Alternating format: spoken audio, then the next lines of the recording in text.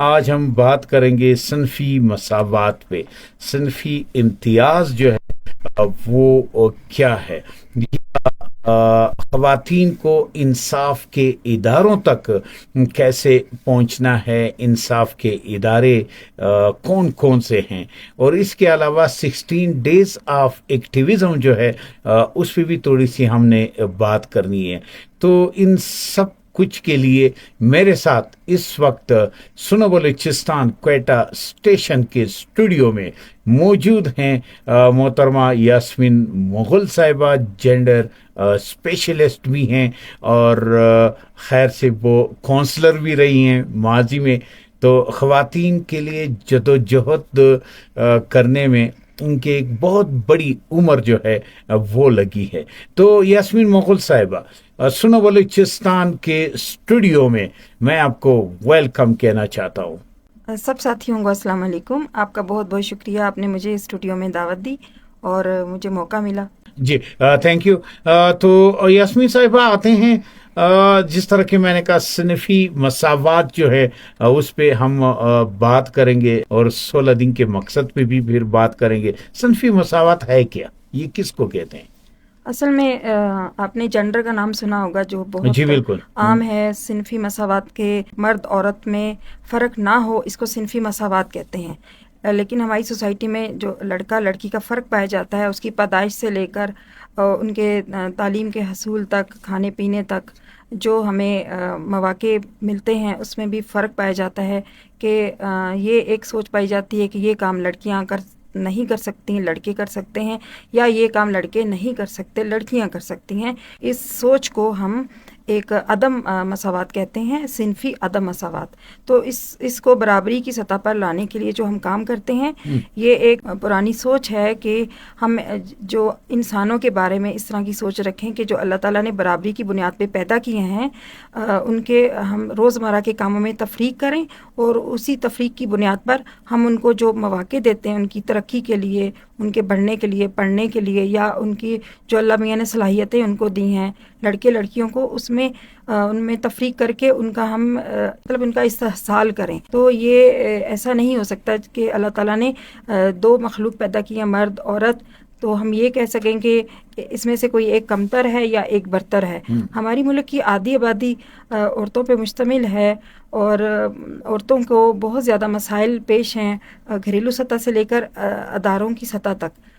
تو ان کا خاتمہ، ان پہ بات کرنا، اور ان پہ عام لوگوں پہ بھی بات کرنا، کیونکہ صرف ایسا ہی نہیں ہے کہ ہمارے اداروں میں یہ رویے پائے جاتے ہیں، یہ رویے ہمارے گھروں سے شروع ہوتے ہیں اور ہماری تربیت کے اندر شامل ہوتے ہیں، جس میں ہم لڑکا لڑکی کا فرق کر کے ان کو بڑا کرتے ہیں. پھر ان کا ایک مائنڈ سیٹ، جو ایک سوچ ہوتی ہے، وہ اس طرح کی بنا دیتے ہیں جو کہ ہمارے ایک ترقی یافتہ معاشرے کے لیے بہتر نہیں ہے. جی بالکل، بہت اچھی طرح سے آپ نے وضاحت کی. خواتین کے حقوق جو ہیں وہ عین اسلامی بھی ہیں، پھر بھی ہم معاشرے میں خواتین کو بہت ساری چیزوں سے، ان کے جو حق ہوتے ہیں بنیادی، ان سے ہم محروم رکھتے ہیں. تو یہ سوچ جو ہے، اس سوچ کو کس طرح بدلا جا سکتا ہے؟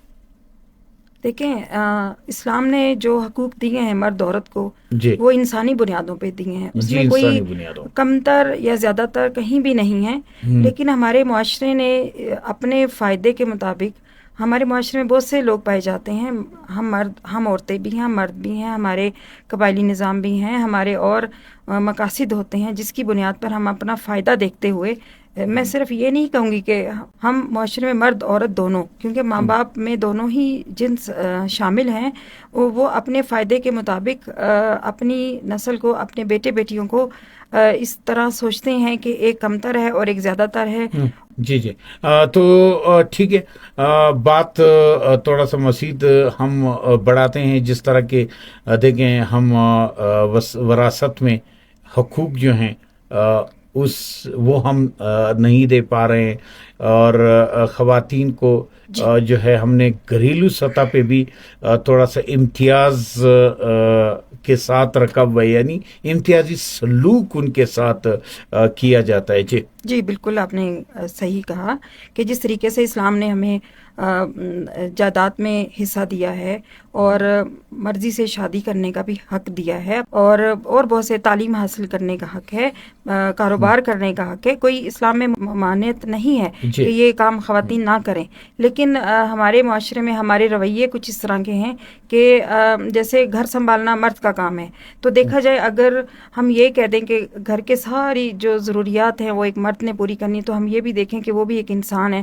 ان کے ساتھ اگر خواتین اسی طریقے سے تعلیم حاصل کر کے یا ان کی مدد کرتی ہیں یا جائیداد میں اس طرح حصہ لیتی ہیں یا کاروبار اس طریقے سے کرتی ہیں، تو یہ ان کے لیے بھی سہولت ہے، ہمارے معاشرے کے لیے بھی، ہمارے گھروں کے افراد کے لیے بھی سہولت ہے. لیکن ہم ایک پدرشاہی نظام میں رہتے ہیں اور پسماندہ سوچ کے ساتھ رہتے ہیں، تو ہماری پہلی سوچ یہ آتی کہ یہ خاتون کیا کر سکتی ہے. تو ایک کام ایسا جو ہمارے معاشرے میں مرد کرتے ہیں تو ٹھیک ہے، خواتین کریں تو برا ہے، پھر ان کو سزا بھی دی جاتی ہے، تشدد تک بات آ جاتی ہے. جیسے آپ نے گھروں میں دیکھا ہوگا، ہمارے دادے دادیاں نانے نانیاں کہتے ہیں کہ یہ میرا پوتا یا میرا نواسا، میں تو اس کی پسند کی شادی کروں گی.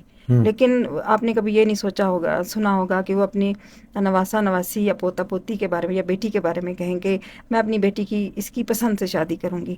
ایسا کہنا بھی ناجائز ہے. ٹھیک، تو اگر بیٹی کہے تو پھر سارا خاندان کھڑا ہو جاتا ہے. تو مطلب ایک ایسا کام جو کہ جائز ہے اسلام کے روح سے بھی اور انسانی لحاظ سے بھی، کیونکہ یہ حقوق ہیں، تو جو خواتین کے حقوق ہیں وہ انسانی حقوق بھی ہیں. تو اگر ان کو غلط قرار دے دیا جائے تو یہ ایک صنفی بنیاد پر ہم تشدد کہتے ہیں، جس کو انگلش میں جینڈر بیسڈ وائلنس کہتے ہیں. ٹھیک ہے. اچھا، آتے ہیں تھوڑا سا یہ جو 16 روزہ عالمی دن جو ہے، اس حوالے سے اگر آپ ہمارے دیکھنے والوں کو، سننے والوں کو کچھ بتا دیں. جی، آپ نے سنا ہوگا کہ 25 نومبر سے لے کر 10 دسمبر تک 16 روزہ تشدد کے، خواتین کے تشدد کے خلاف عالمی سطح پر 16 روزہ ایک مہم کا آغاز کیا جاتا ہے کہ دنیا کی سطح پر اس چیز پہ آواز اٹھائی جائے کہ خواتین پر تشدد بالکل نہیں ہونا چاہیے، 0% ہونا چاہیے، اور جن علاقوں میں ہوتا ہے اس پہ بات کی جائے، اور یہ تشدد کا خاتمہ کس طریقے سے ہونا چاہیے اس مہم کے اندر اس پہ بات کی جاتی ہے. لوگوں کو شعور دیا جاتا ہے، اویئرنیس سیشنز کیے جاتے ہیں. اور جو حکومت نے خاص طور پہ میں پاکستان اور بلوچستان کی بات کروں گی کہ جو خواتین کے حوالے سے، تحفظ کے حوالے سے کچھ قوانین بنائے ہیں اور اس کو امپلیمنٹ کر رہے ہیں، ان کے بارے میں ہم لوگوں کو زیادہ سے زیادہ بتائیں. اور اس 16 روزہ مہم کے ساتھ ہم یہ بھی بتائیں کہ اگر آپ چاہتی ہیں کہ ایک متاثرہ خاتون کو جلد انصاف ملے اور بہت اچھے طریقے سے وہ ایک بااعتماد طریقے سے اداروں کی طرف جائیں، تو ہمیں اپنی بہن بیٹیوں کو زیادہ سے زیادہ پولیس میں اور وکالت کی طرف ان کا رجحان کرنا چاہیے کہ وہ زیادہ سے زیادہ جوائن کریں. اور ان 16 روزہ میں ہم یہ بھی مناتے ہیں جو پاکستان کے اور بھی دن ہیں، جیسے انسانی حقوق کا دن آتا ہے، اور رضاکارانہ طور پہ جو دن، رضاکارانہ جو کام کرتے ہیں ان کے حوالے سے دن منایا جاتا ہے. ووٹر ڈے بھی ایک منایا جاتا ہے. تو جو انسانی حقوق کے ساتھ ریلیٹ کرتے ہیں. تو یہ 16 جو خواتین کے تشدد صرف خواتین ہی فوکس نہیں ہوتی، اس کے ساتھ ہمارے جو افراد باہم معذور ہیں ان کو بھی فوکس کیا جاتا ہے، ٹرانسجنڈر کو بھی کیا جاتا ہے. مطلب یہ کہ ہمارے معاشرے میں جو پسا ہوا طبقہ ہے ان کو بھی ساتھ ہم لیتے ہیں، اور ان کے مطابق جو ان کے لیے جو قوانین اور پالیسیز بن چکی ہیں ان کے بارے میں ہم معلومات دیتے ہیں. بہت سارے سیشنز بھی ہوتے ہیں اسکولز میں، کالجز میں، اور پبلک پلیسز پہ، اس طرح ریڈیو پہ، FM پہ، ٹی وی پہ، اور اس کے علاوہ بڑے لیول پہ سیمینارز بھی ہوتے ہیں تاکہ ایک مشترکہ طور پہ آواز بلند ہو، اور جو قانون ساز اور پالیسی ساز ادارے ہیں وہ اس چیز پر زیادہ فوکس ہوں. اور اس کو ختم کرنے کے لیے ظاہر ہے ایک بجٹ کی بھی ضرورت ہوتی ہے اداروں کو فعال کرنے کے لیے، سروس دینے کے لیے، تو اس پہ بھی ذرا ایک توجہ مرکوز کی جائے تاکہ ایک پرامن معاشرہ جو ہے وجود میں آئے. جی، بہت بہت شکریہ. تو پیارے دوستو، آپ دیکھ رہے تھے سنو بلوچستان کو. محترمہ یاسمین مغل صاحبہ گیسٹ ہیں ہمارے ساتھ